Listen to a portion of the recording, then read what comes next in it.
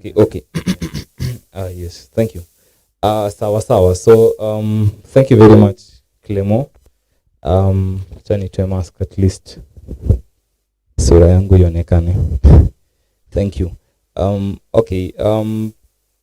This is the first budget youth cafe that we are holding in the county that is involving young people, and we said it's coffee time. That was the tagline. It's coffee time. That means after sisi sote tumetoka mashughuli zetu, si ndio hivyo? I know we're all working or hustling from different parts of this beautiful county, and we started this evening. Mara mingi watu wanashangaa mkutano hii inaanzaje jioni. But because we are working people and we cannot waste time, and we use the available time around. So very much, Clemo. I think thank you very much, Dylan, for that wonderful prayer. For those who don't know me, my name is Mudaki Jefferson. I work for an organization called Declares Kenya. I will introduce myself better. For the purpose of this meeting, wacha introduce hivyo kwanza, but I will love it when you guys call me Jeffa. That is the beauty around being young. I'm a young person. Thank you very much, my friend, my brother, director. Nilisahau hata ile pali alienda na mitanga to director wa youth. Because we worked a lot on this journey on issues around young people and changing the perspective and perception of the other counties on the youth of West Pokot County. Thank you very much, Mr. Kilekwang, and thank you for honoring our visit today. Thank you very much also, Madam ACC, Madam Ruth, the Area County Commissioner for Kapenguria Ward. Not Kapenguria Ward, Kapenguria Division. Thank you very much. You've also been very supportive in the work that we do with young people. And thank you very much for honoring this invitation today. I also want to thank each and every one of you. I know there is extra mile for her, represented by the CEO, Madam Elsie. Karibu sana, thank you very much. There is Maendeleo Youth Group, all the way from Talau. My brothers there, pale nyuma, karibuni sana. I know there is Voice and Agency, this other side. Najua kuna Declares Kenya na kuna vijana wengine mbalimbali ambao tumekutanika hapa. It's a very short meeting, and first of all, I would like just to give each and every one of us an opportunity to actually speak, and it is going to be very brief. Clement, tafadhali, ni unasema jina na heri ambayo unatoka. Sawa sawa? Unasema jina na heri ya chap chap, alafu tunasonga. Then after that, I will invite a representative of Declares Kenya, then Maendeleo Youth Group, then Extra Mile for her, then Voice and Agency, and then the working group. So Declares Kenya itakuwa ni Sylvia, then Maendeleo Youth Group, my brother pale Silas. Amos, sorry. Tulikuwa na wewe siaya na nimesahau wewe. Alafu Extra Mile for her, Madam CEO Elsie. Alafu Voice and Agency Sharon. Alafu we have a common thing that is bringing those organizations together in NATO, the working group. Bob will talk about that in 30 seconds. So you have 30 seconds to talk about what you want to say. Sindio nivo? And then we will give Papichulo to give us a song. Then I will invite the director. I will invite Madam ACC, who will officially open this session. And then we'll have a few plenary on what do we want as young people, what are our memorandum, what do we want to be heard, what do we want it to be heard out there. And then because giza itakuwa imeingia sasa, we will have our coffee. Kumbuka kuna baridi. For those who are watching us from wherever you're watching us, Pokot, it's a little bit chilly, so there's going to be coffee. So wherever you're parking at, also grab a cup of coffee and join us on this ride. So very quickly, Clement, where are we starting from? I think we'll start from Sylvia. Okay. Thank you. Hello, my name is Sylvia Chemweno and I'm from Kapenguria, kuna Kapenguria ya juu na chini mna. So Mnagei ama Kapenguria? Mnagei. Oh, yes. Thank you. Hello, Hello. I'm Evans Kiplagat from Kilimanjaro, Ng'ombe Moja. Ng'ombe Moja, thank you. Good evening. Good evening. I'm Winnie Chepto from Makutano, Kapenguria. Makutano Kapenguria. Good evening. I'm Lucy Loera from Bendera. Hi, Hi. I'm Flomena Chenangat from Litier. Litier. Good evening. Good evening. I'm Amos Kibet from Kaibos. Kaibos. Thank you. Good evening. Good evening. My name is Brian Mtoni. I come from Bendera. That is Rainbow. Thank you.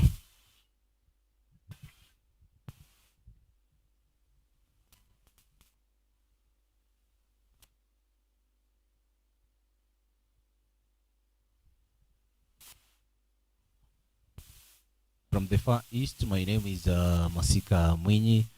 I come from, what is that again? Industrial area. Hapo katikati ya Ng'ombe Moja na, I don't know. Yes, hapo.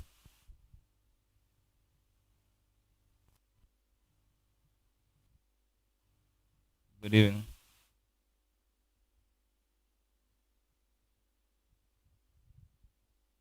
Chepareria.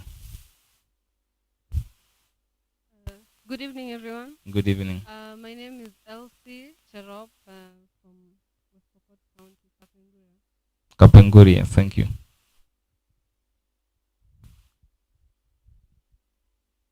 Hi. Makutano. Good evening. Nasokol, thank you.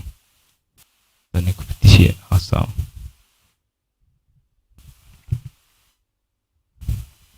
Okay. Good evening. Good evening. My name is Samuel Mburu kutoka Islando Isli. Isli. Evening. Good evening. Kilimanjaro. Good evening. Good evening.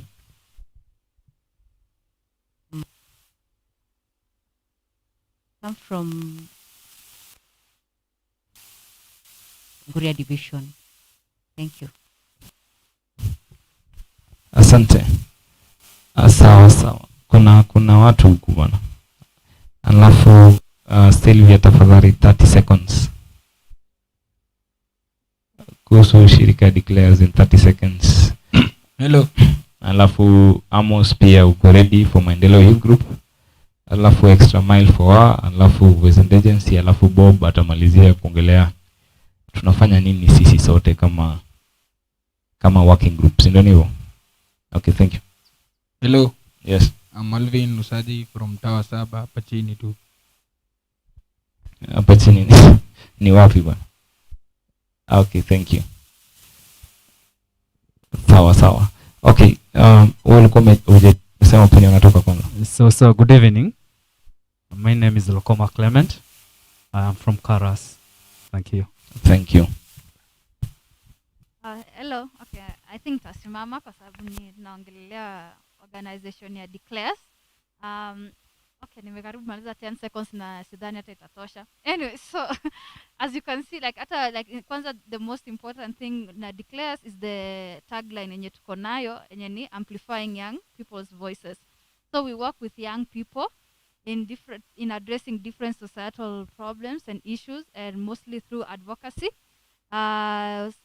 We concentrate on sexual and reproductive health rights as one of the issues that we are addressing, as well as advocating for different issues that works around young people, such as even gender-based violence. So, and addressing also harmful traditional practices in our community.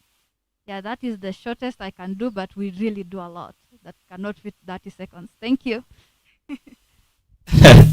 Sorry. I know. Abu. Okay, so tumpatie coffee. Sugue tumpatie. Alvin, ni nini ba? Baba. Tusugue. Aya, tusugue. Aya, tumpatie kachua ingine. Thank you very much. Next was Maendeleo Youth Group. Usijali, sisi ni vijana digital. Ukitaka kujua zaidi kuhusu Declares, una www.declareskenya.org, si ndio? Haya, asante. Kwa ile nadhani inafanya. Good evening. Kama mmesikia, naitwa Kibet Amos, natoka from Maendeleo Youth Group, so Kaibos. Kwa Maendeleo Youth Group, we are mainly dealing with agribusiness. Alafu kwa agribusiness basically kwa mambo na viazi huku. Sasa hizo ndo vitu ambazo zinaweza kutusaidia kama vijana. I think that's the only.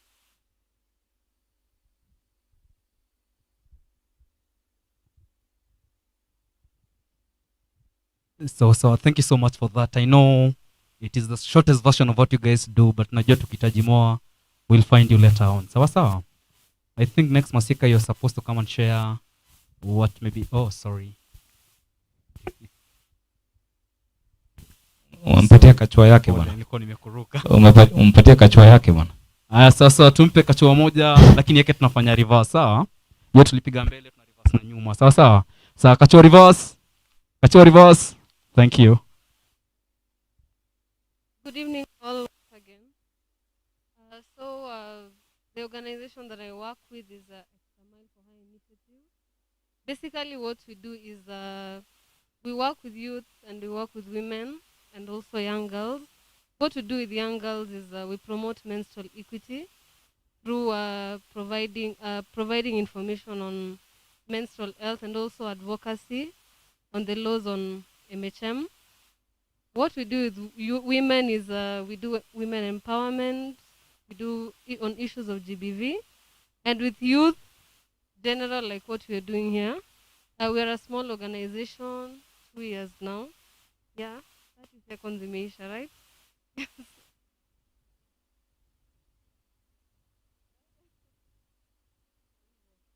Yeah. So, umekaribishwa. If you feel that, join us in the campaigns and say something, umekaribishwa. Thank you.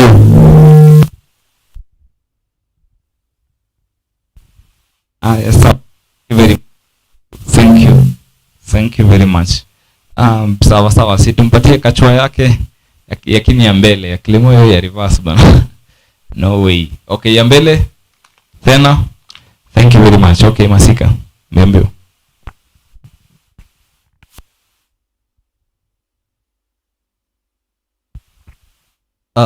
Good evening. In simple words, from the word working group, those people that actually have spoken before me are actually part of the working group that is actually being supported by Youth Alive Kenya. Youth Alive Kenya, because it is also working as an organization, it's also working in West Pokot County, so it wanted to actually establish a working group that already exist. So those organizations or groups are already existing, but they are actually made of young people or rather youth-led organizations that, you know, Youth Alive wanted to empower so that they can realize their goals in terms of the advocacy that they are doing. So far, so good. We've been able, as a working group, we've been able to, you know, go through a series of capacity development from advocacy, among other aspects. So, like I said, it is actually being supported by Youth Alive Kenya to make sure that this organization realizes all the goals that they want to achieve in terms of what. So this is actually a working group that is made up of young people, or rather youth-led organizations, and actually who how do I put it, wale wanafanya kazi zaidi ya advocacy na shughuli zote ambazo zinahusu vijana in county. So thank you so much, that was my time. Yeah, thank you. Tumpatie kachua nyingine. Asante sana. Kuna mengi ya kusema lakini ndio tumeanza, si ndio? Tutakuwa na mikawa hizi kama mingi. Sasa hii tumeenda digital, Madam ACC. Sasa hizi tutakuwa na hizi cafe, ndio tusiharibu muda ya vijana na muda ya viongozi. Tutakuwa na tunaongea jioni kama saizi. So we love quite a number of these cafes, basically to build up on the working group that we have started. It's supported by LSU in partnership with Youth Alive Kenya to support organizations in West Pokot County to come together and work together jointly in the things that we are championing for. Asante sana Bob. Kabla sija peana hii mantle kwa the next speaker, I think tulikuwa tumesahau one other partner. Voice and Agency, so pole sana. Sawa, tunaimaka hapo pia. Good evening, everyone. Good evening once again. Okay, so my name is Sharon Chepkita. We are a voice and agency. We work around empowering women and young girls for shared prosperity. So everything that entails women, especially GBV. Also, we advocate for their representation. As you can see, they're underrepresented, especially in our country. So we advocate for them to take the leadership positions. We give mentorship on areas around, like, basically everything about women and young girls. We just empowering women and young girls for shared prosperity. That's it. Thank you. Okay, thank you. Karibu tukunyang'anya maneno poa hivyo. Okay, sawa, tumpatie kachua nyingine. Thank you very much. So I think what is going now to happen is tusimame tujistretch kidogo. At least nyorosha kichwa. Lucy, kichwa bana. Sawa, thank you. Tuketi, sawa. So this next person who is coming on board is a very good friend of all these organizations ambayo umeona ikikuwa hapa. Alikuwa wakati moja akichapa hii kazi ya vijana vibaya sana. Atatueleza alienda wapi, si ndio? Na pia ametupangia nini huko kama vijana, because kama ali extend partnership kwingine pia lazima tufungulie hiyo mlango hata si tuingie. Ama namna gani bwana Papuchulo? Yeah, so thank you very much. Tuweke tusugue makono. Ni makono au mikono? Mikono. Thank you very much, Jefferson. Good evening, everyone. Jambo wote. Amenyamaza sana ama ni kahawa imefika wapi bana? Inakuja. My name is Leonard Kilekwang. I'm director in charge of administration at the county government, mainly focusing on transport. But before that, I was in youth and gender affairs. And I'm here to represent the county government. And I know Madam will be talking more about the national government. And I was really excited while I was sitting there when I got to hear that in one way or the other, Youth Alive Kenya is doing something to bring these groups to come and share what they are doing and even bring the energies together. Because the reason why I'm excited is because while I was in youth department, I think I was part of the idea of even Youth Alive coming to Kenya, because I remember Dennis calling me when they were trying to put things together and even requesting our contribution before they actually started their work in West Pokot. And I remember when Levi or Levi was coming here and training some youth, and I was part of the entire process. Again, I would like to appreciate what organizations like Declares and all the organizations that have been mentioned here, Extra Mile and all the others, what you are doing in our county, because you're really breaching the gap that's left from what the government is doing. Because we know resources are scarce, the government can't really do everything. There are those gaps that are left, and organizations are coming to really help us with that. And I know it's easier for you to do your own thing out there, but coming together and sharing, that's really important. And I really like to encourage that one. While you were at youth department, we wanted to create a platform in which all organizations will be working in a very humble environment, and we'll be assisting in any capacity that we could. Because you go to places, and I even tell you, even right here in our county, there are so many organizations. You go to the Department of Social Services and you request for CBOs and NGOs working in West Pokot, you'll be surprised. There's like hundreds of them. But if you really ask what do they really do, you can't really tell. But from anyway, somebody asked me, what Extra Mile is doing or what Declares is doing, I can tell. And that is a feasibility that we want to see. It actually means that there's something you're doing and there's actually an impact that you're creating in that area. I don't know if we'll get another opportunity to speak later. We will give more information on what the county government is doing. But I know Jefferson and my other friends that we go to work together, the youth department, are probably thinking that, so you went to another department, itakuwa namna gani, and we were so connected. And I'd just like to share that surprisingly, when I went to administration, two programs that are youth focused were actually transferred again now to administration. And I'm directly actually involved in running of those programs. One of them is the county community service. That will be rolled out in the next maybe 2 or 3 weeks.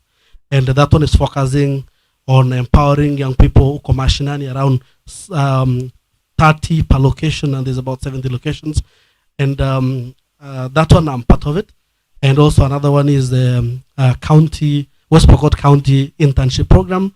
And this one is aiming at making sure that our fresh graduates are really doing something after getting out of school.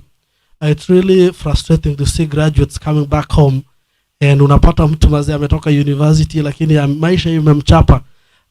Ukiona umekaa home hata isipata do kidogo ya kununua credit, hata ya kununua hata nguo. Unapata a graduate is supposed to be a role model. It's supposed to really encourage even the other people to keep working hard in school.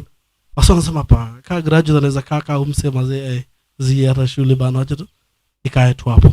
So we want to make sure that we are doing a program kama ile ya national government. We're going to absorb graduates from universities, pia wale wanatoka colleges, wale wa diploma na pia wa certificates, to make sure that they become active. Ukipiga job na gafa for 1 year, after that at least utakome acquire some skills that you can really be marketable out there.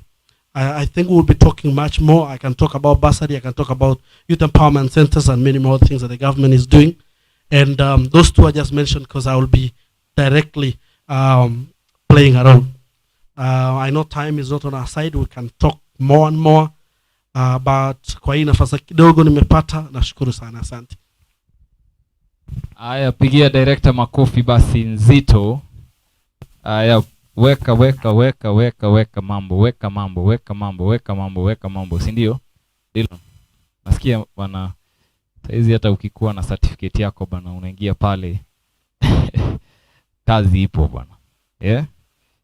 Na usilete ile story nyingine unataka ku. Anyway, thank you very much, Mr. Director. I'm very humbled and very glad that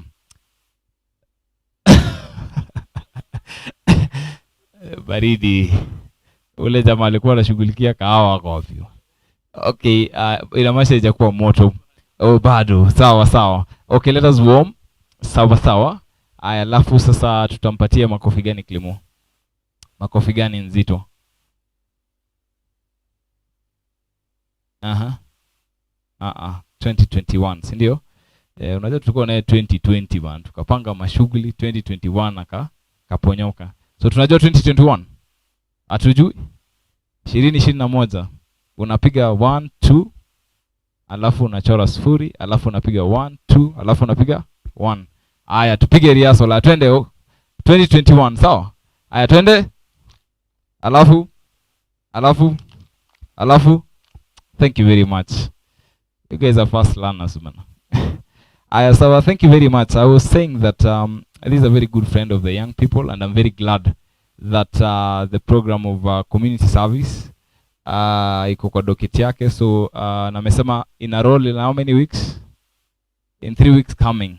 So as representatives of young people huko mashinani, you need to encourage our young people, our young boys and girls wenye wako pale mashinani kuenroll in such programs so that they help themselves. And the second one is the one for the graduates, the undergraduates, the diplomats.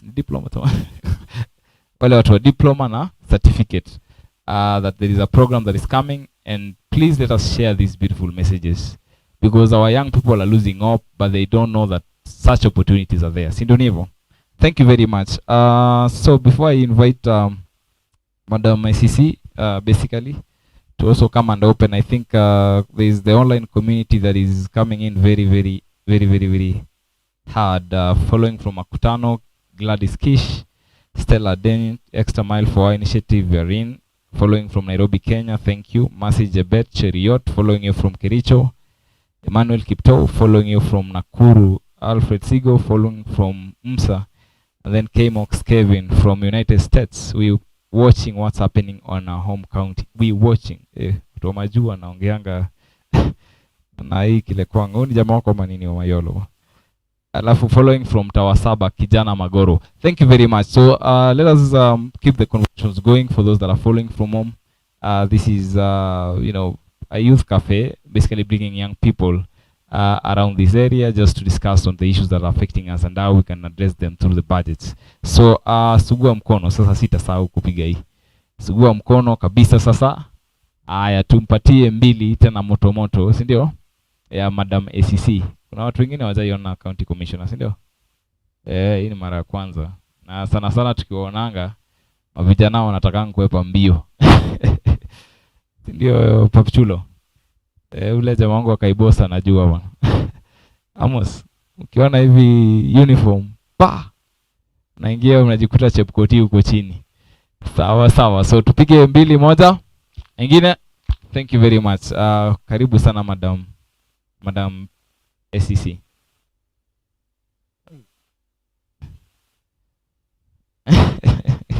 Tumpatie ngapi Clemo? Unajua vijana saizi ndio tunarun mambo.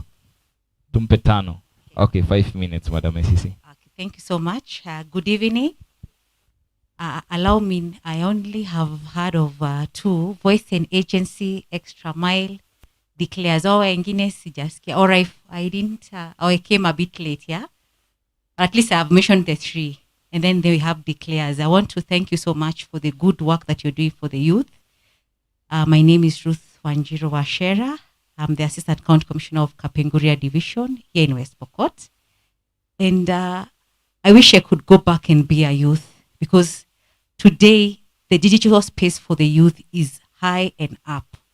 My time, we did not have these online engagements, but today the youth have it. That is one score that I know the youth can use to really amplify their voices for the budget or budget process making. How well do you use your digital space to do that?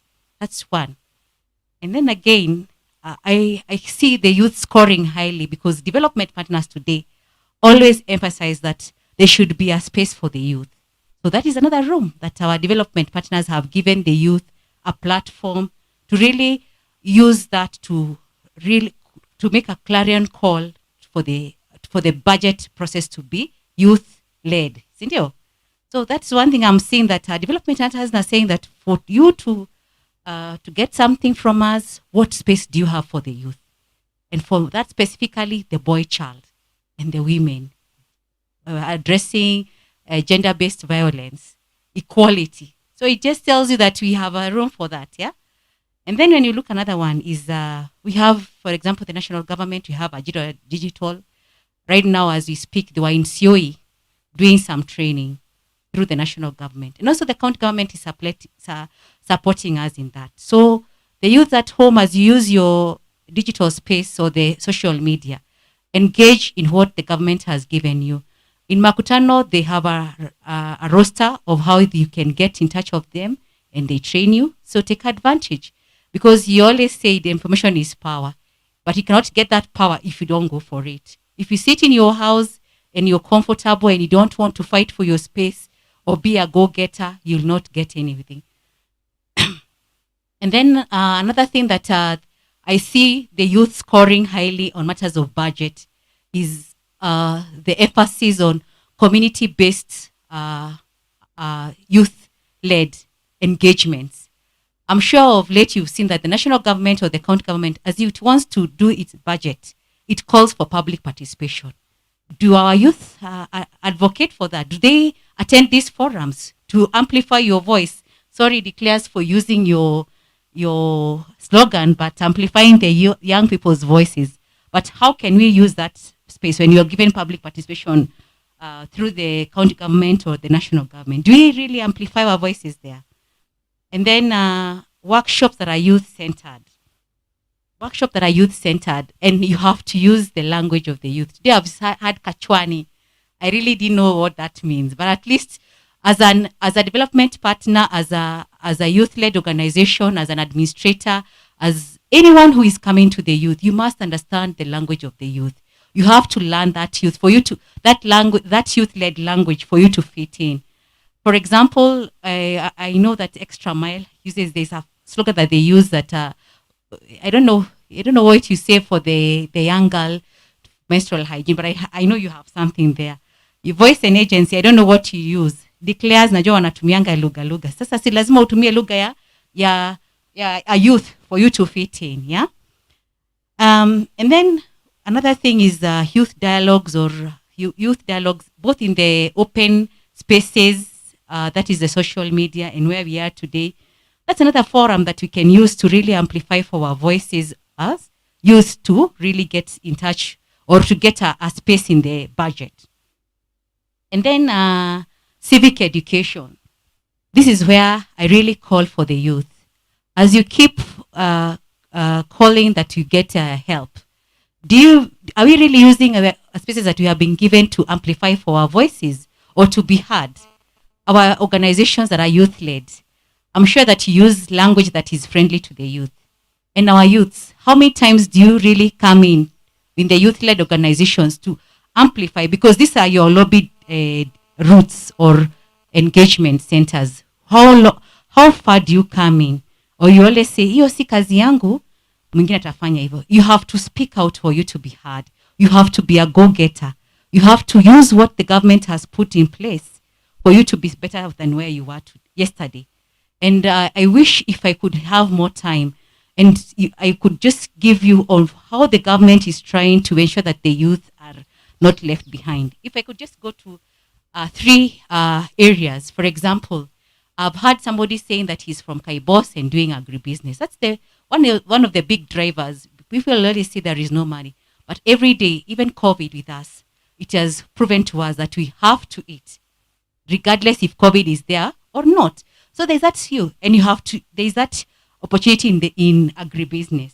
You don't have to really do the farming, but you can bridge the gap for the elderly person and the person in town through the value chain. The next one is climate change. A lot of development partners are working on that. But do we have youth-led organizations that are doing that to clarify on that? For example, you may engage yourself on climate change to amplify the role of the youth in that, and then maybe you can score highly on getting some budget there. If you look at West Pokot, it's the land of hidden treasures. I'm yet to see a youth that is really, really, really heavily investing in honey, because honey in West Pokot is one of the best. Even when I'm here, somebody calls me, please get me some good honey from West Pokot. So that's another opportunity. If we go to our goats, if we go to our chicken, really, okay, I don't want to say they're organic, but at least there is minimal chemical use. So that is another space that our youth can really take advantage of. If I was to exhaust for example, forestry, how many our youths are in the tree nursery business or flower farming? These are the things that for you to get where you are or to score highly or to get some budget allocated to you, you have to prove that either you're contributing to climate change adaptation or you're going to reduce that. In the biogas sector, have we really tried to explore that? Because I'm trying to see if we can really be able to step in where the waters are still, because some areas have been really exhausted, but you can try to fit in where things are yet to be explored. So for me, I see that there's a lot that the youth can really do. Like I said, my time is up as a youth, but I wish if I could go and step back in time, this is the time I would really voice and champion for the youth. There is so much that you can do, but you don't have to be physically there. For example, today I've heard someone saying he's in the US watching us, but you're here in West Pokot in Horizon. So it tells you that media engagement or social platforms can really do wonders if exploited well. And with those few remarks, I know that our government, that is the national government and also the county government, has in store for us. What we need to do is step in, knock the doors, and of course have it written, because it's well said, when it's written, it is easily remembered. For you to really amplify your space in the budget making, you have to really score highly and ensure that somebody can see why you really advocating for that issue or process to be given a budget. You have to prove it. What my brother there said, that so many organizations are here, but minimal have impact. So for the youth-led organizations that are here, let us see your voice beyond West Pokot. Let your flag of the organization fly high, and there you'll be able to spark and attract other development partners who will support you and be able to support the youth of West Pokot.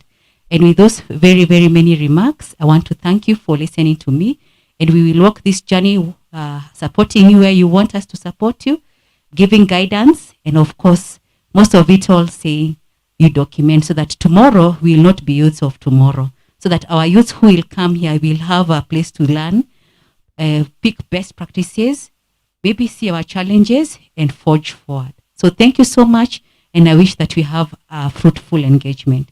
Thank you so much.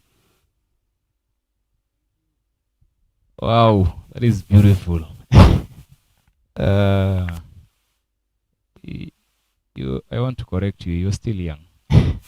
If you're not young, Madam Messi, then you're a youth at heart. And very true, because you're walking us through uncharted waters, the waters of agribusiness, climate change, forestry. And what has caught my attention is, let us use our voices beyond our comfort zone. For some of us, our comfort zone is at the village level. Some of us, our comfort zone is at the ward level. Like that at national level. Let us pick what Madam Commissioner said. Let us see our voices spread even beyond, the places we feel we're very comfortable. And we really appreciate you for always honoring our invitations and always supporting our youth in this particular county. So with that, I think I want to return this microphone to Clement to finish up with the rest of the program. As we say, this is the first cafe, and Mr. Director, usiaichoka tukikuita cafe 100. Madam ACC, usiaichoka tukikuita cafe nyingi ili kuweza kukaa na kuzungumza na hao vijana. Thank you very much. Clement, take it.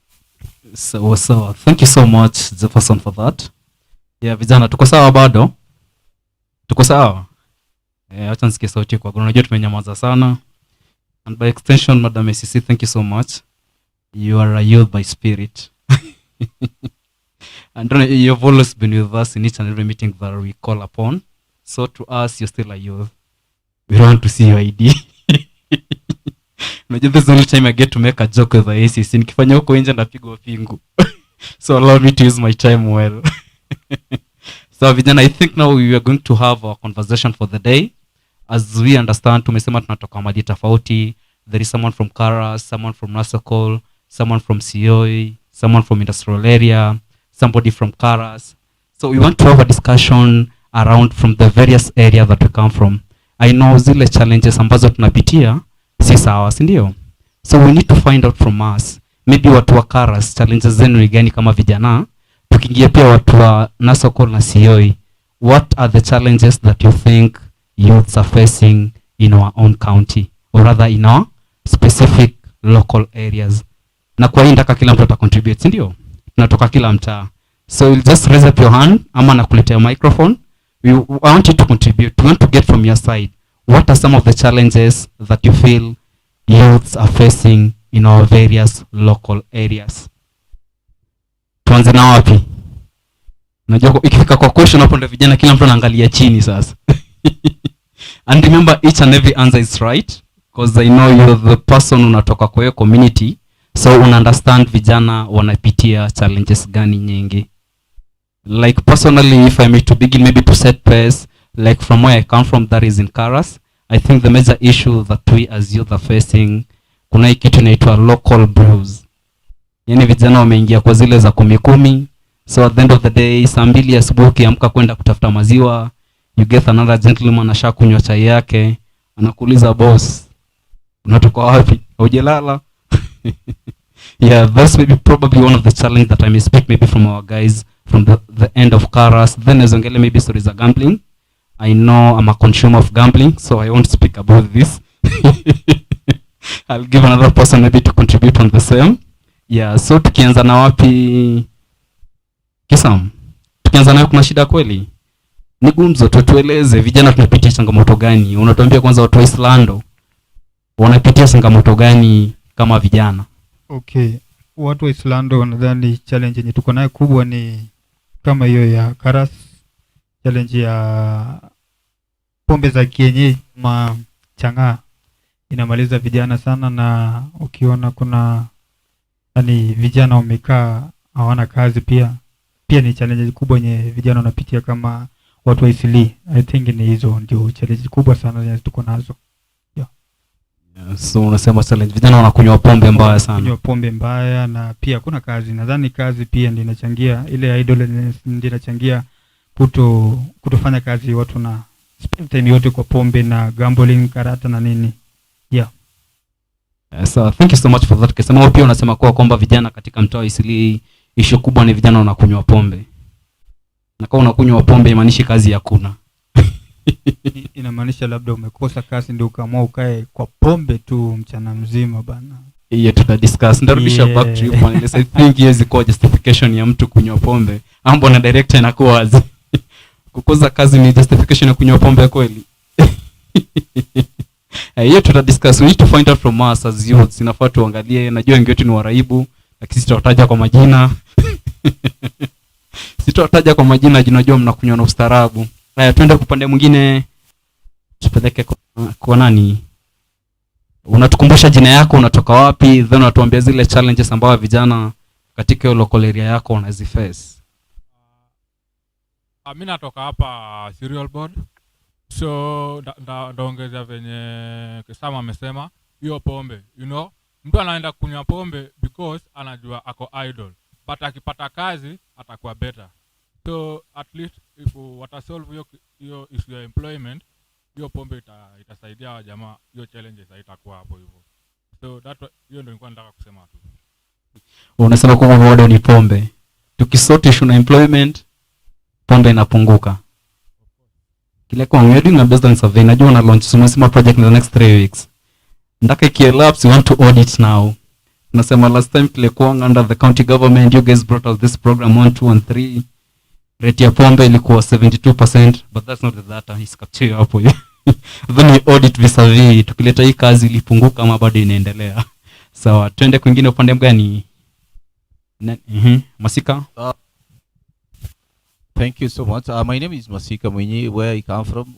Tunaitanga Kilimani, but ni like I said, pale industrial area. Challenge ambayo vijana wengi wana face is actually mental illness. Kwa Kiswahili tunasema kule kusongwa na ama msongo wa mawazo. Alright? Na najua inatokana na vitu vingi. Sitasema because wengine wameshasema tayari kutokuwa na kazi na nini. But yes, inachangia because right now a lot of young people are educated, unlike kitambo. Wengi wetu saizi wamesoma. Yeah, and I don't want to blame the government. It cannot produce a lot of work for us, but you know, it can also still create opportunities. Yeah, so that these young talents, these young skills, fresh from college, fresh from university, can, you know, try and get somewhere to actually to try to utilize their skills, because at the end of the day, iwapo sina kazi nitaanza kufikiria vitu vibaya. Wenyewe wanasema eti an idle mind is actually an evil mind. So kwa hiyo vitu vingi, alafu kutokana na huo msongo wa mawazo wengine wanaishia kuna mwenzangu alisema kupiga ulisema aje nani Clemo au uraibu kule sasa wengi wanaishia kwenda kunywa pombe, alafu mwisho wa siku maisha yanakuwa ovyo tu, sio? Kwa hiyo kama nilivyosema, ni msongo wa mawazo sana, ndio huko kwetu vijana wengi wanapitia. Thank you. Sema watu wa industrial area, shida ni msongo wa mawazo. Sawa, twende wapi kwingine? Pitiza kule, then tutarudi hapa nyuma. And remember, as maybe tuna contribute hizi points, ndaka tuzi note down. At the end of the day, inafaa tuke chini kama vijana tucheki how we going to do now. Tunasema issues of employment. Tukakuja kwa reality, is the government able to give each and every one of us a job? I know it's not a reality, true? That would be too ambitious. So as youths, we need to sit down, we see how best can we ensure that at the end of the day, as much as there is no job for us, what are we going to do? Sawa. So be attentive as you're noting down, because we'll have a discussion on the same, probably if not in this cafe, in our next cafe. Thank you. Karibu. Labda issue nyingine ningependa kuongelea kuhusu ni sexual harassment, especially for ladies and the young girls in the workplace na pia manyumbani, na sana kwa sehemu za kazi. Na labda ningependa kumuhimiza bwana director, kwa hiyo polisi yako natumai pia kuna clause ya sexual harassment clause, so that when girls and the ladies wanapata hiyo opportunity ya internship, wakuwe in a safe environment where issue ya sexual harassment, kupeana sex ndio upate kazi isisikike. Na pia wakikuwa kwa hiyo kazi, walio wakubwa, madirectors na watu wengine ambao ni wenye wako kwa cheo kubwa huko maofisini, hiyo issue ya sexual harassment isikwe. Na labda ya pili, ningependa kuongelea issue ya sexual harassment shuleni, especially ma colleges within Upper West Pokot. Hiyo ni issue inafaa kuadresiwa, so that watu wenye wako na issues ya wasichana ambao wako na issue ya school fees mashuleni wasiwe wanaambiwa, especially wakienda kuomba basari, lazima upeane ndio tukupe hiyo basari. So nataka county na pia walio kwenye ofisini wa address hiyo issue. Thank you so much for that. I think she has raised a great point in terms of sexual harassment. I know the world that we are currently in is full of harassment, and when you understand that concept of sexual harassment, it's more than what we think. I know for us, the concept of sexual harassment, tunaendanga pale maybe tumeforce mtu kufanya intercourse, but it has more to it rather than to just see a juju. I know most of us are culprits without us knowing though. So nisifungwe juu ya sisi, tafadhali madam. I know we are all culprits, not because we know, it's just maybe by default, but I think something that need to be raised, because zikiendelea kulewa itakuja ilete kitu ikuwe kubwa. Thank you so much for that point. Yes, Bwana Director. Thank you. Another issue ambayo nimenotice pia ambayo ina affect vijana ni green gold jaba. Mogoka. Sijui siku hizi, I mean, when I was growing up, when I was in school, it wasn't common, hata sikuwaiona, but lately, I don't know, inafikaje huko haraka hivyo, but it is an issue. Kienda Chapareria, hata saa 5 mchana unaona vijana na tu packet ndogo hivi. We can talk more about that, but that's an issue I observed. Thank you so much, Bwana Reyes. I think you've raised one of the common maybe issues affecting youths. Because nowadays vijana itonga green gold. Unapata jamaa saa 12 asubuhi saidia left imefura na shangai ndio hospitali ama nenda wapi. Kidogo macho inatoka imekuwa nyekundu, kumbe jamaa ako kwa zake, si ndio? Twende upande gani mwingine? Twende kwa Alvin that kuja upande huu. Ladies, where are you? Hello. Is address issue kama youth hapa chini. Issue ya kwanza yenye affect mavijana huko ni issue na drugs hii kwanza. Kuna vitu vingine mmeshasema kitu kama pombe hii ndogo iko. Kwanza jaba ndio hatari sana. Juu mi hata na speak out of experience. Ukiingia stadium hapo, basically ingia tu saa 5 stadium. Mavijana wame idle hapo stadium ni almost even 150. Na wote wako jaba. Wote. Sasa Madam CC akiangalia hiyo sekta washughulikie sana, si ati nini. Mavijana wengi wanateseka huko nje. Alafu kitu kingine wamesahau. Kuna kitu hii mavijana wanaita shahada. Kwa watu wenyeelewi ni bang. Vijana wanachoma hii kitu vibaya sana huko nje. Na hii kitu ndio inakuja na lead story ya mental illness. Unapata kijana na mbulu, kichwa inaenda knockout, yani haijielewi. Design yani ametumia kitu mpaka yani ishaingia kwa system yake. Haizi kabla kutumia. Ndio kitu kingine naweza ongezea yani. Alafu pia na story hiyo ya pombe. Pombe kwanza ndio wanafaa angalie sana juu kuna hii local brewers wanapika chang'aa huko chini. Na basically watu wana consume kitu si ati ni wazee wa mama, ni vijana ndio wana consume kitu. So inafaa tuangalie hizo issues vizuri sana. Alafu story na pia unemployment. Kuna vijana wengi sana wamesoma, wako na certificate iko nyumbani tu, hawana kazi. Watu huwa wana push ili wapate kazi but wapate. Sasa waangalie hiyo story sana. Thank you so much for that good point. Tupigie makofi kwanza kabla jaketi tafadhali. Nazome some key points ambazo zina affect vijana. Ameongelea stories za maybe kishada na kuongelea maybe stories za jaba pia. Na kuongelea maybe stories za mental illness na ningependa connect ambacho pia walisemwa kule. I know the reason why most of the youth, the challenges that we as youth are facing nowadays, apart from even drugs, access to opportunities. Najua hatuna hizi opportunities.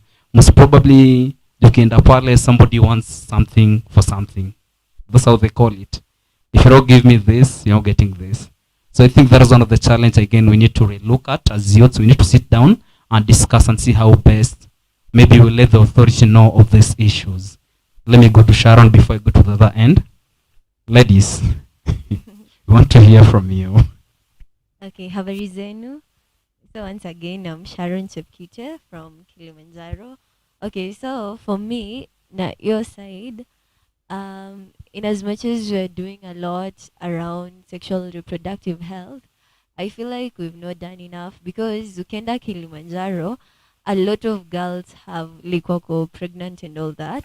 So, and Miss Silewangi, how venye contraceptives, teme kama condoms, it's being given to boys' schools. Yet, intercourse ikwangi boy na boy as in ni pia manzi yako involved hapo. So, sijaielewa hiyo logic. Because if adiwa manzi anaweza kuwa empowered na aelezewe, si responsibility ya boy kukuwa na condom or something. Because we cannot, hatuwezi sema kila mtu anaweza abstain. So I also think your notion ya kupea boys peke yao inafaa ishe. Pia girls waelezwe, this is your responsibility. Pia ujichunge. So that tusikwe na a lot of watoto wanatuuzia mboga huko Kilimanjaro ni wasichana wa class 7 just because wame drop out juu wako na watoi. So I also think that's a very big problem. Yeah, thank you so much for that, Sharon. I know Pia for her. Let's give her a clap for that. Yeah, moja. Napiga tu ovyo ovyo anyhow is how. Sawa moja. Thank you so much. I know you have raised a key point in terms of even girls empowerment. I think we need to empower each other as youths. Let's empower our sisters. Let's empower our brothers too. To be into a common responsibility. So that if I take care of you, you're taking care of me too. Sawa sawa. You see it next time if you get a girl, maybe she has some protection. Wewe unakuwa kwanza kumjudge. It's like, oh, you're a hoe, blah blah, 1 2 3. I know how women say it. Not your story.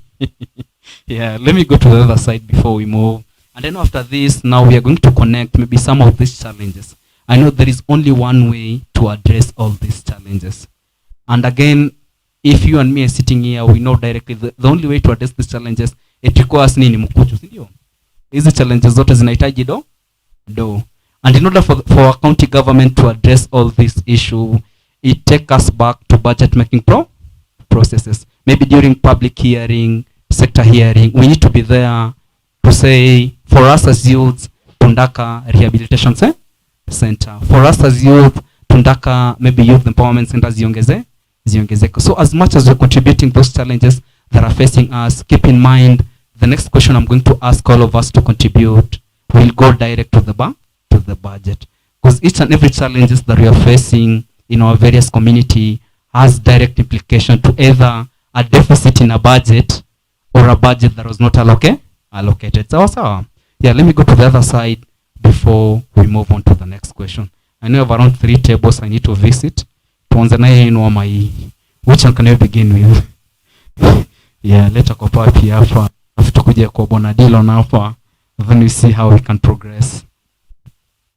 Saseni ni Kilimanjaro, vijana huko hivyo wanahusika na ngono ile bila kutumia kinga. So tungepata hizo dispensaries zikuwe dispensed hapo Kilimanjaro, tungefeel poa sana. Alafu issue na unemployment iko juu sana huko hivyo. Tukipata issue na vitu kama hizi soft loans, watu wengi tuko siharibio mtaa.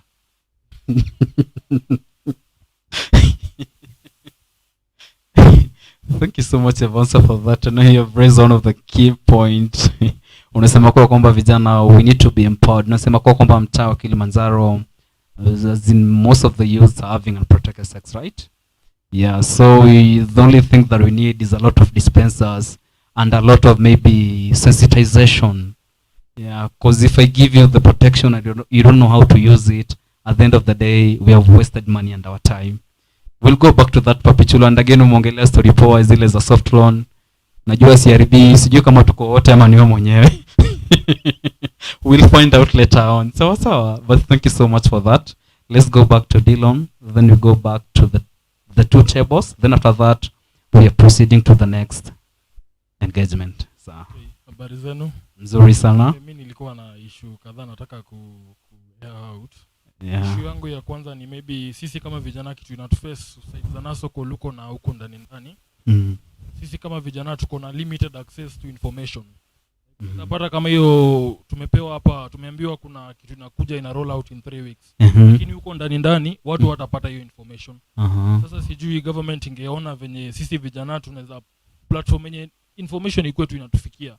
Not only in that way, kuna information mingi sana zinatupita kabisa. Alafu ingine maybe ni West Pokot ni wanasema land of hidden treasures, ndio?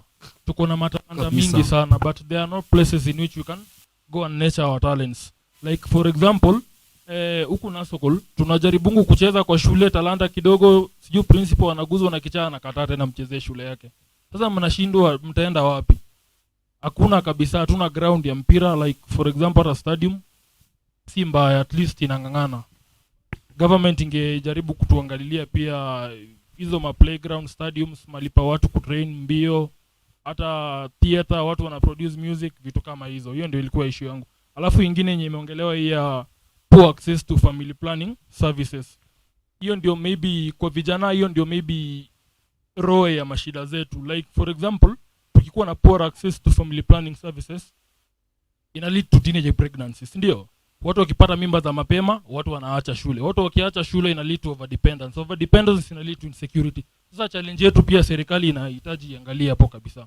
Haya, sawa ni hayo tu. Yeah, thank you so much for that Dylan. Makofi yake kwa wapi jamani? Haya, makofi moja. Yeah, thank you so much. I know you're giving us some hierarchy of how one issue contribute to the next and to the next. And as I had attributed earlier, kumbuka kwamba hizi challenges zote ambazo tunaongea, it has a direct implication to the county budget making processes. Tukitaka pale maybe hizo stadium zijengwe, hatuwezi ambia tu governor kesho tunataka stadium. So I think we as youth, we as young people, we need to be in the forefront. Ikifika ile stories za budget making process, we gang up with our guys ambao umesema wasikii. As an agent of change, I think you have a mandate and a role to ensure that that guy who is saying apati information huko chini, we try as much as possible kuiskuma so that tupunguze hii blame game, and at the end of the day our issues zikwe raised na pia zikwe tackle. Thank you. Let's go back to you, Flo. Yeah. Good evening once more. Good evening. I'm Flomena Chenangat from BK, and what actually youth faces there is actually access to financial resources, whereby wasichana wengi sana wampata mimba. Na kutokana na hiyo ni kwamba wanakosa yani upkeep. So unapata wanadanganywa na mtu wa boda boda, anapewa hiyo ka 50 bob, aende kajisaidie nayo. That's the main challenge yenye tuko nayo hiyo village. So thank you so much, Flo.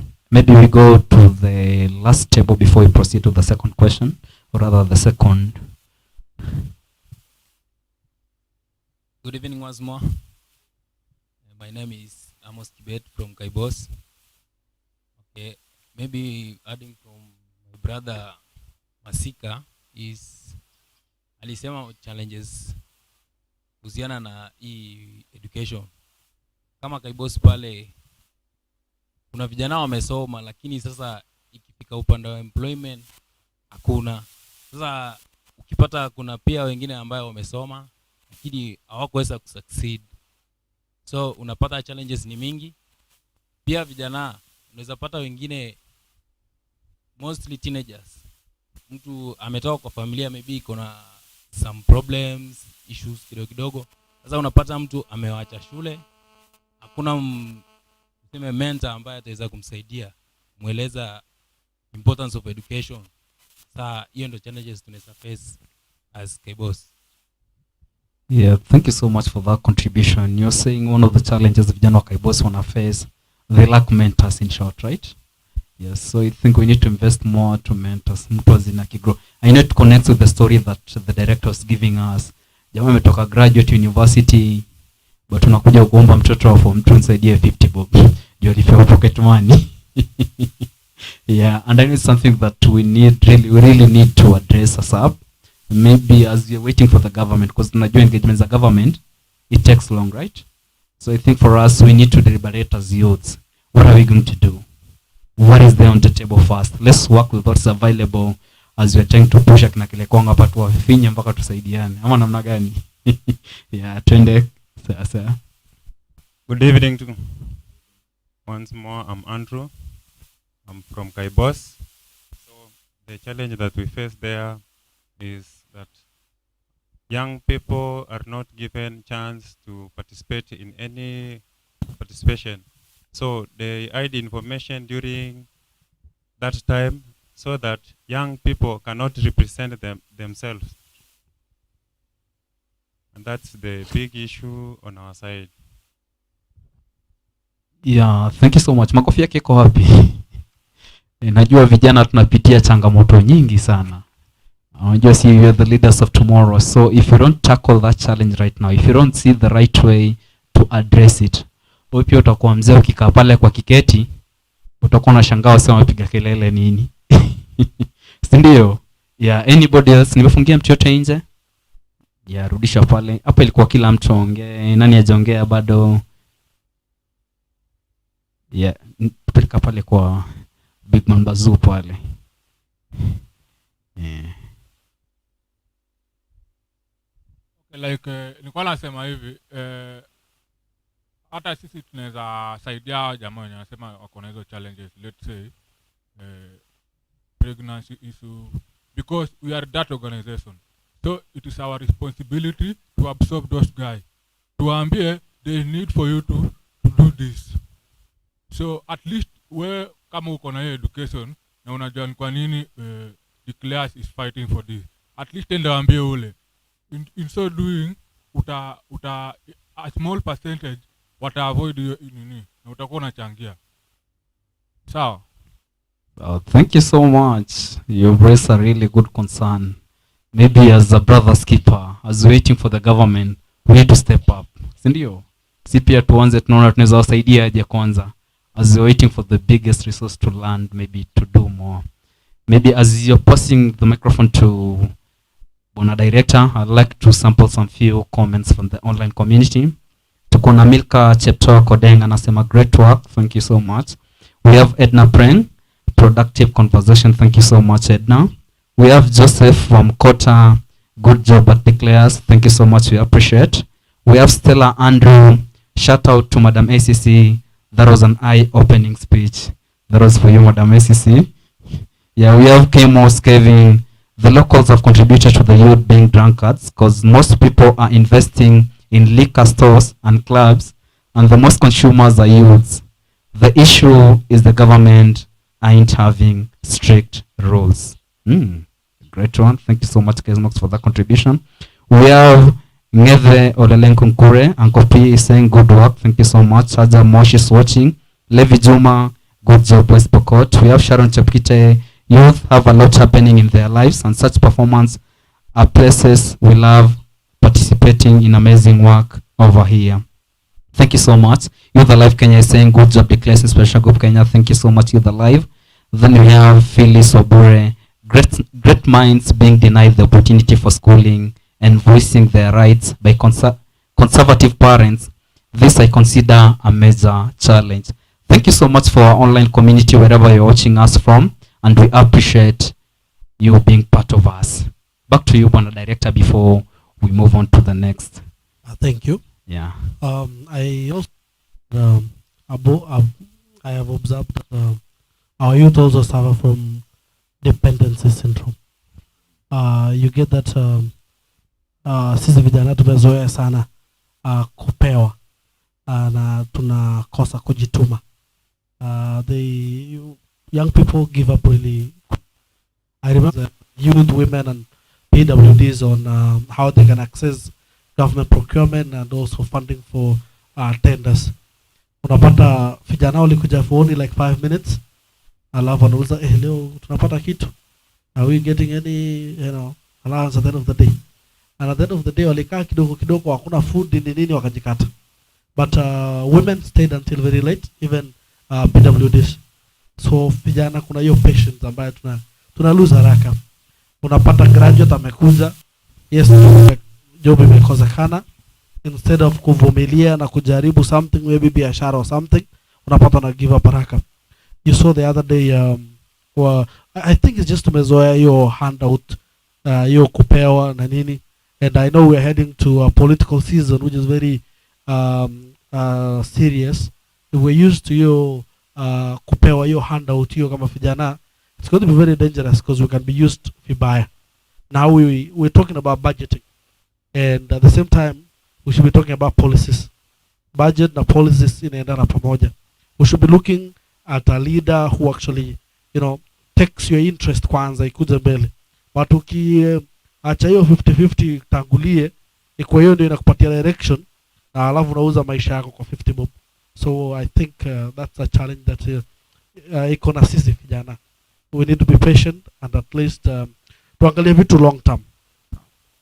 Yeah, thank you so much, Bwana Director. I know umetupia point moja nzuri sana wenyewe unaita over dependency syndrome. I know for us we can attest to that. I think youths nowadays, they're not so much interested into information and maybe assistance. For them, they want some quick cash, wapate ka 200 watoke wakuacha. But I think there is a big challenge that maybe your office, I know it's good it's coming from you. And maybe most probably in my next session, I think you'll be the first person. I'll give you an opportunity maybe to give us a way. How do you think the office can address that? Maybe guys, as we move on to the last session, since I know we are checking on time, I think time is far much behind schedule. Just before you close this session, also I noticed that in my village there are so much issues, or so many issues around SGPV. A lot of young people, and especially below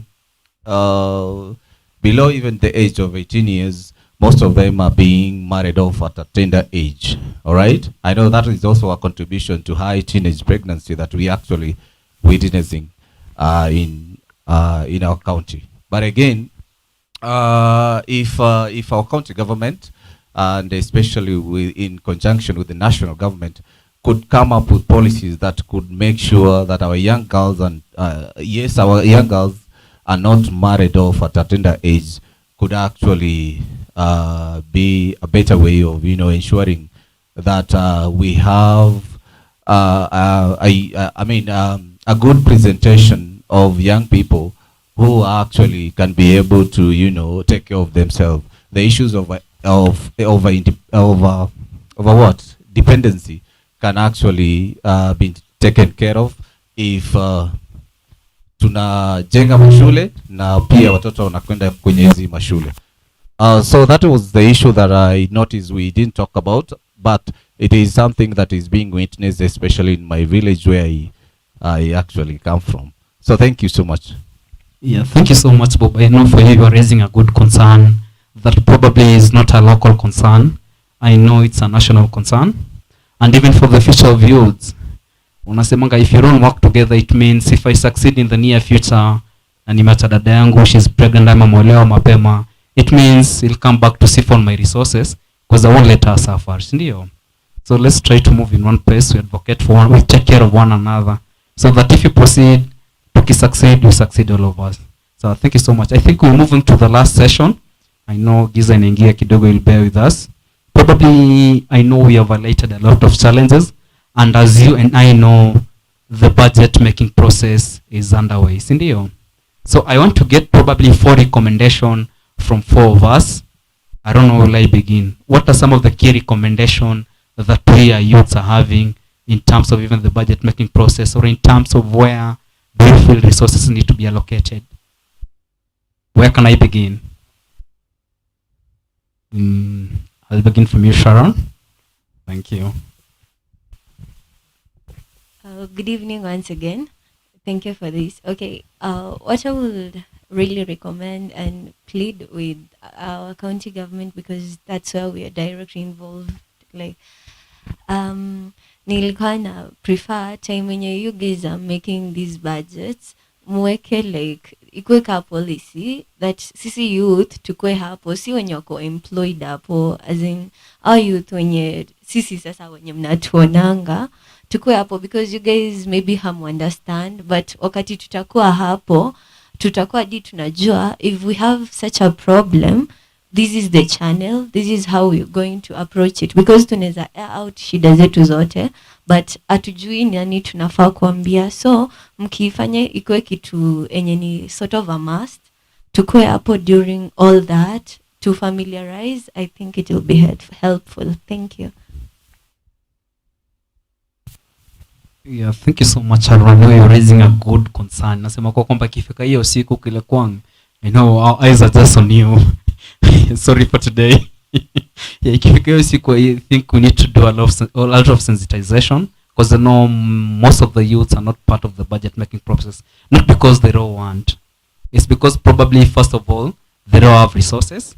Ndio unapata kwa kwamba hiyo mkutano imekuwa mbali, probably somebody from anatoka huko chini, watu watalau, mtu watalau akuja aende mpaka showground, and you know for a young person accessing that amount is a bit tricky. So I think it's a concern. Let's try to make as possible, as friendly as possible, so that during these processes vijana wako pale wenyewe kutetea issue zao. Yeah, go back.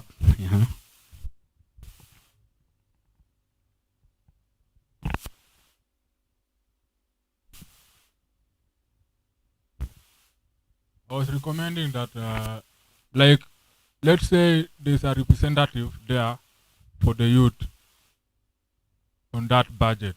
At least you should take somebody who understand the language of the youth.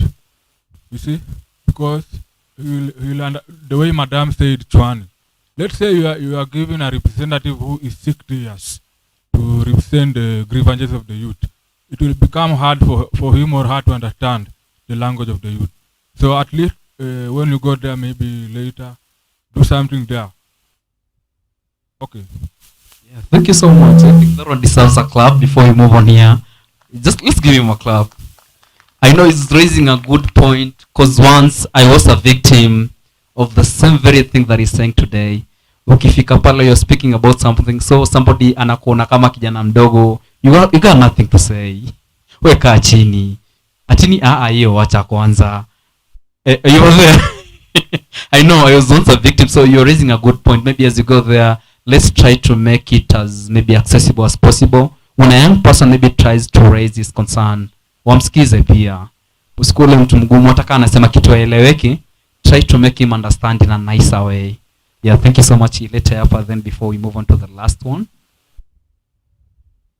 I think to add on what Sharon said, as youths una face negative stereotype, as in you have, for example, let me take me for example. I have an issue as a youth, then I go to this empowerment youth centers. I meet a bit older man. It will be hard for me to speak out because this man will definitely judge me. But if I meet a younger person, that's a youth, he or she will definitely understand what I'm saying. Thank you so much for that concern. I know you're raising maybe some of the few challenges that we as young person we are facing. Probably I go maybe 2 recommendation, one from there. Madam, you have one?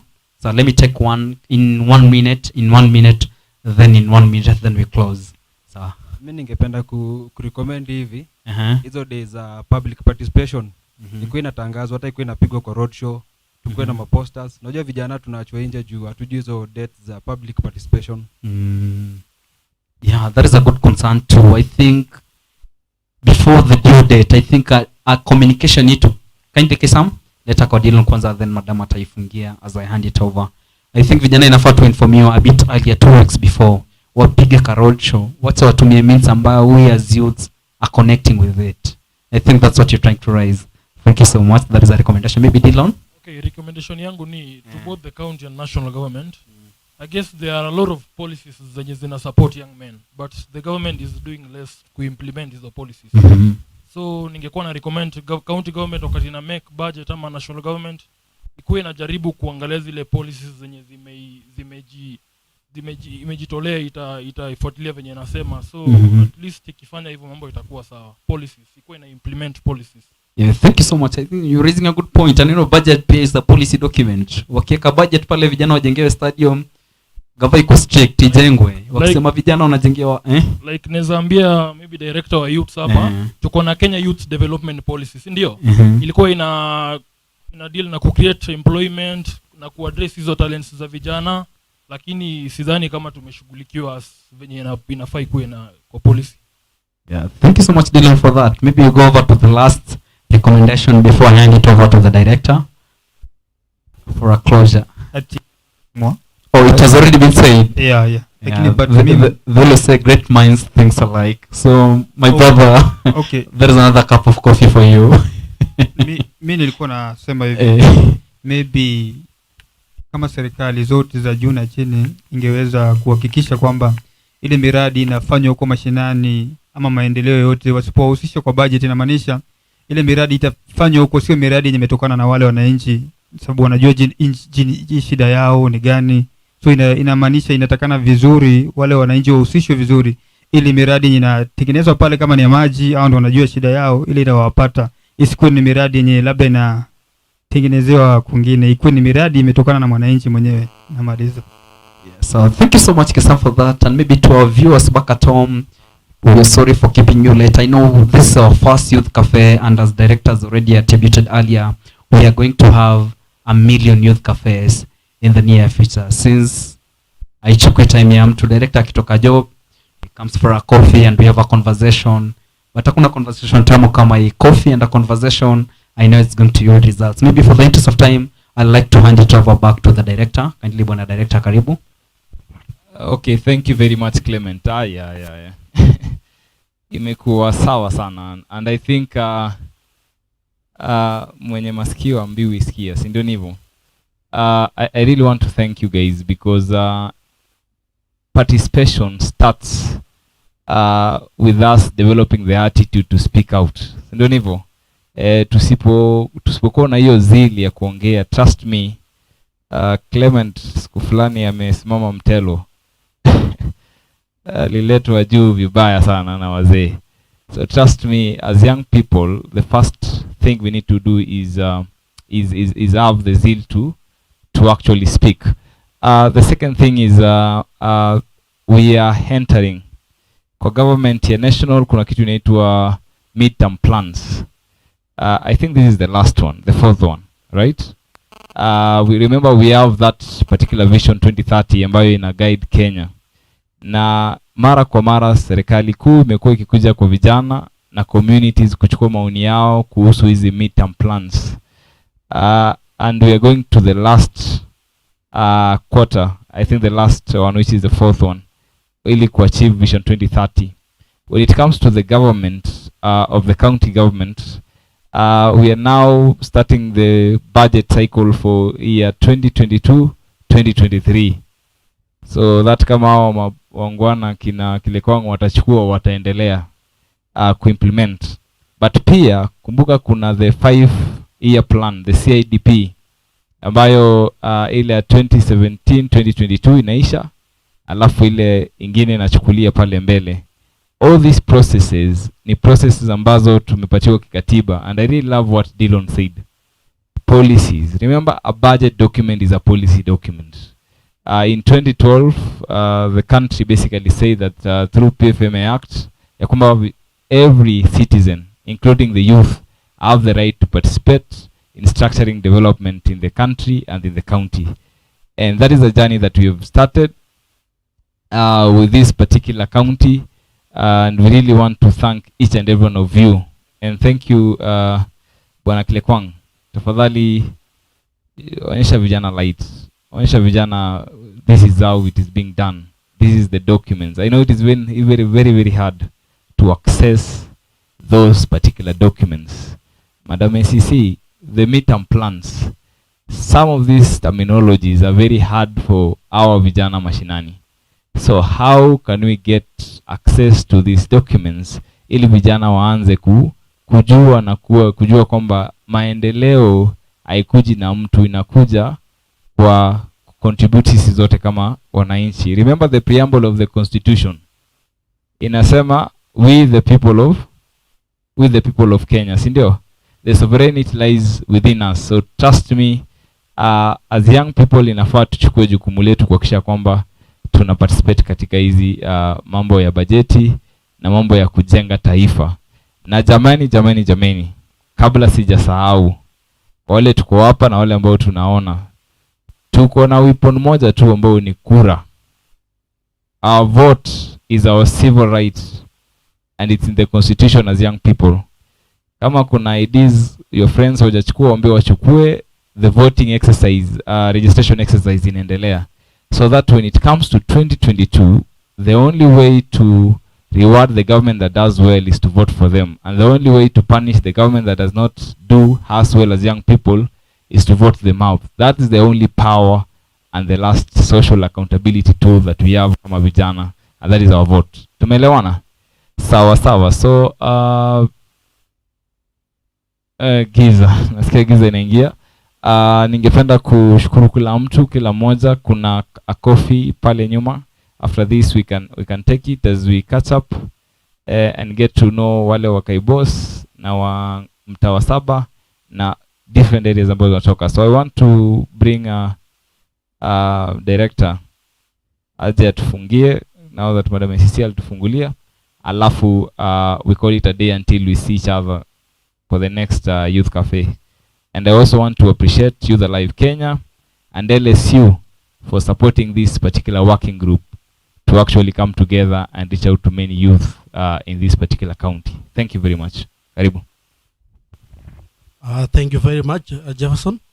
And thank you everyone for being attentive and for being seated, and also those following online for being with us from the beginning to the end.